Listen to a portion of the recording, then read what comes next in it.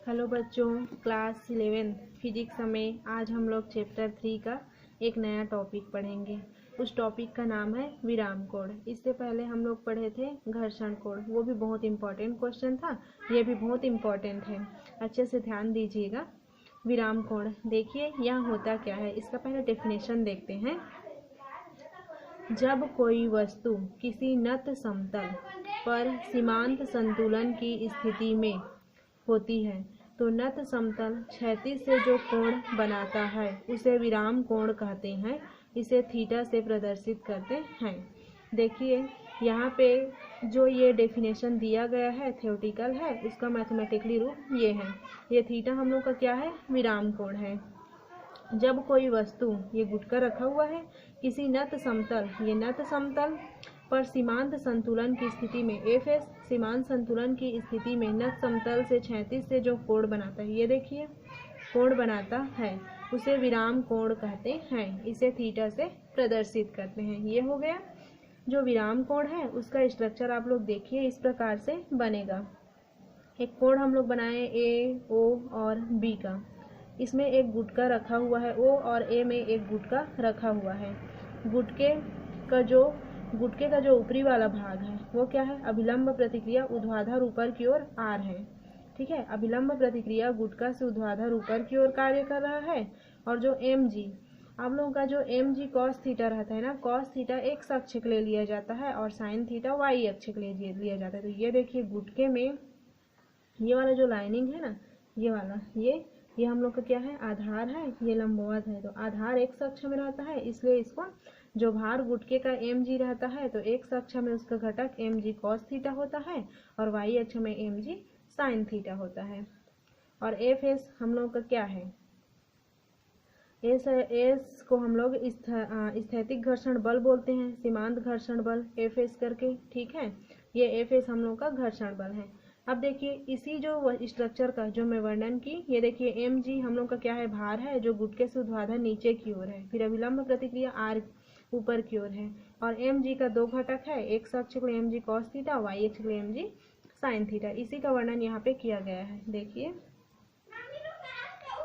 नत समतल पर सीमांत संतुलन की स्थिति में निम्न बल कार्य करते हैं। पहला, वस्तु का भार mg ऊर्ध्वाधर नीचे की ओर। देखिए जो मेरा गुटका जो वस्तु रखा हुआ है उसका भार mg ऊर्ध्वाधर नीचे की ओर है।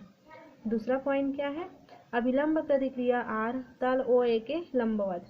जो अभिलंब प्रतिक्रिया r है वो तल OA के लंबवत, देखिए यहाँ से लंब है ना, तो लंबवत कार्य करता है। फिर तीसरा, सीमांत घर्षण बल एफ एस नत समतल के समांतर ऊपर की ओर। ये देखिए ये हम लोग का नत समतल है और ये भी ऐसे ही कार्य कर रहा है, तो इसके समांतर ऐसे करके ये तीनों बल आप लोगों को आई होप समझ आया होगा कि सीमांत संतुलन की स्थिति में तीनों बल कैसे कार्य करेंगे। स्ट्रक्चर में देखिए एम जी ऊर्ध्वाधर नीचे की ओर और आर ओ ए के लंबवत कर रहा है, एफ एस ओ ए के समांतर कार्य कर रहा है। तीन बल हो गए। अब जो हम लोग का जो एम जी है वो एम जी को दो घटकों में वियोजित करेंगे, तो उसको देखिए कैसे वियोजित करेंगे। भार एम जी को दो घटकों में वियोजित किया जा सकता है। पहला क्या है, M G cos theta R की विपरीत दिशा में। ठीक है, यहाँ पे देखिए पहला घटक एम जी कॉस थीटा जो आर ऊपर की ओर जा रहा है और एम जी कॉस थीटा नीचे की ओर, तो आर की विपरीत दिशा में जो लिखी वही है, M G cos theta R की विपरीत दिशा में और M G sine theta F S की विपरीत दिशा में। दूसरा घटक देखिए M G M G sine theta, ये एफ एस के विपरीत दिशा में, क्योंकि ये इस तरफ चल रहा है और एफ एस इस तरफ में। जो मेरा भार एम जी है उसको दो घटकों में वियोजित करेंगे। पहला एम जी कॉस थीटा जो आर की विपरीत दिशा में रहेगा, दूसरा एम जी साइन थीटा जो एफ एस की विपरीत दिशा में रहेगा। अब इतना वर्णन करने के बाद इसका आगे सॉल्यूशन देखिए कि किस प्रकार से इसको सॉल्व करते हैं। संतुलन की स्थिति में क्या होगा, हम लोग का जो एम जी कॉस थीटा है वो इक्वल हो जाएगा आर का, क्योंकि वे एक दूसरे के विपरीत हैं तो एक दूसरे के इक्वल हो जाएंगे। ठीक है, M G cos theta equal to R हो गया। फिर दूसरा M G sine theta equal to F S. ये देखिए जो यहाँ पे विपरीत दिशा करके मैं बोली उसके घटक को, उसी को संतुलन की स्थिति में क्या कर दी, mg cos theta equal to r और mg sin theta equal to fs। अब देखिए हम लोग को जो क्या बोलते हैं समीकरण 2 में समीकरण 1 का भाग देने पर, ये तो क्वेश्चन को सॉल्व करने के लिए है, हम लोग को विराम कोण ज्ञात करना है ना, उसके लिए ये कर रहे हैं। समीकरण 2 में समीकरण 1 का भाग देने पर, देखिए 2 में 1 का भाग दूंगी तो 2 इसको पहले लिखूंगी mg sin थीटा रख दी, फिर बटा, फिर mg cos थीटा, ये हो गया, फिर इक्वल, फिर fs का fs, फिर बटा और r का r। समीकरण 2 में समीकरण 1 का भाग देने पर। अब इसके बाद देखिए mg और mg ऊपर नीचे है, दोनों कट गए, यहाँ पे मेरा बचा साइन थीटा और नीचे बटा का बटा, फिर नीचे में बचा कॉस थीटा, ये एफ एस अपॉन आर बचे। अब देखिए sine theta upon cos theta का क्या होता है, टेन थीटा होता है फॉर्मूला, तो ये त्रिकोणमिति से है, टेन थीटा हो गया इक्वल टू फिर एफ एस का एफ एस, आर का आर। ये मेरा इक्वेशन नंबर 3 है, इसको समीकरण में 3 दे दी। अब हम लोग जानते हैं स्थैतिक घर्षण गुणांक से। स्थैतिक घर्षण गुणांक कल के वीडियो में मैं पढ़ाई थी, आप लोग नहीं देखे होंगे तो उसको देख लीजिएगा। उसमें हम लोग निकाले थे mu S equal to F S upon R. ये हम लोग का क्या था, स्थैतिक घर्षण गुणांक में हम लोग का स्थैतिक घर्षण गुणांक में म्यू एस तो हम लोग का स्थैतिक घर्षण गुणांक है, एफ एस क्या है, सीमांत घर्षण बल है, और आर क्या है, अभिलंब प्रतिक्रिया आर है।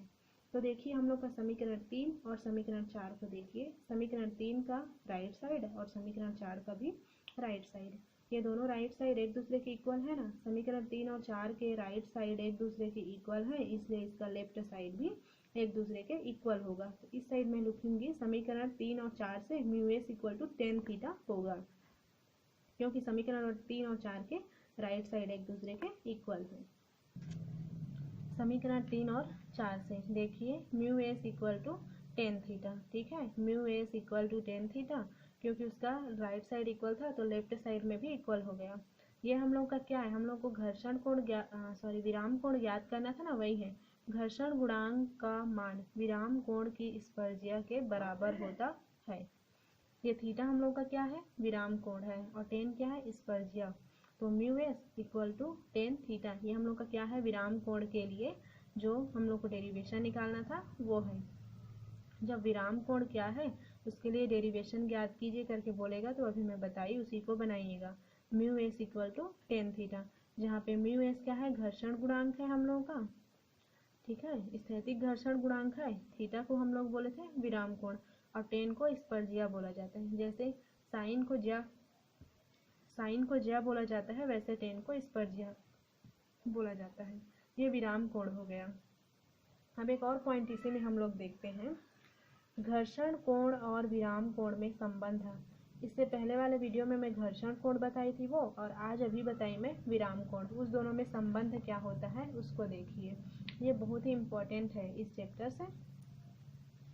घर्षण कोण और विराम कोण में संबंध, देखिए ये क्या होता है, हम जानते हैं कि घर्षण कोण का सॉल्यूशन मैं क्या निकाली थी, इससे पहले वाले वीडियो को आप लोग देख लीजिएगा, ये वहीं से आया है, mu S equal to tan lambda, जहाँ पे म्यू एस क्या था, ये हम लोग का स्थैतिक घर्षण गुणांक, और लेमडा घर्षण कोण था। और अभी क्या निकाली विराम कोण से मैं, ये देखिए प्रूफ की ना, mu S equal to tan theta, इसी को यहाँ पे यूज की हूँ, mu S equal to tan theta. यहाँ पे म्यू एस क्या है, हम लोगों का सीमांत घर्षण गुणांक है, और स्थैतिक घर्षण गुणांक है, और थीटा क्या है, हम लोगों का विराम कोण है। इन दोनों में मेरे को संबंध दिखाना है, लेमडा और थीटा में। देखिए घर्षण कोण और विराम कोण में संबंध है। अब देखिए जो समीकरण पहला और दूसरा मैं मानी, ये म्यू एस और म्यू एस, इसका जो लेफ्ट साइड है एक दूसरे के इक्वल है ना, समीकरण पहला और दूसरा का लेफ्ट साइड एक दूसरे के इक्वल है, तो उसका राइट साइड भी एक दूसरे के इक्वल होगा। तो समीकरण पहला और दूसरा से देखिए tan lambda equal to tan theta, tan lambda equal to tan theta, तो यहाँ पे देखिए टेन और टेन आपस में कट जाएंगे, क्योंकि ये इक्वल के ये क्या बोलते हैं, लेफ्ट साइड है, ये राइट साइड है, तो टेन और टेन कट गए, तो यहाँ पे बचा lambda equal to tan theta बचा। तो इसमें ये क्या हो गया, हम लोग को किसमें संबंध दिखाना था, घर्षण कोण और विराम कोण में संबंध है। तो देखिए ये लेमडा इक्वल टू थीटा आ गया, तो ये क्या हुआ, घर्षण कोण विराम कोण के बराबर होता है। इस पार्ट में जब भी क्वेश्चन पूछा जाता है ना तो पीछे साइड से पूछा जाता है, ऐसे करके डायरेक्ट विराम कोण करके नहीं बोलेगा ना, घर्षण कोण नहीं बोलेगा।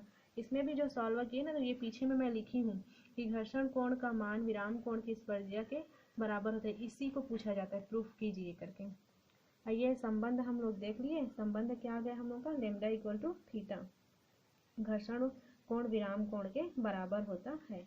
आई होप आप लोगों को समझ आया होगा। आज के वीडियो में इतना ही रखते हैं। Thank you.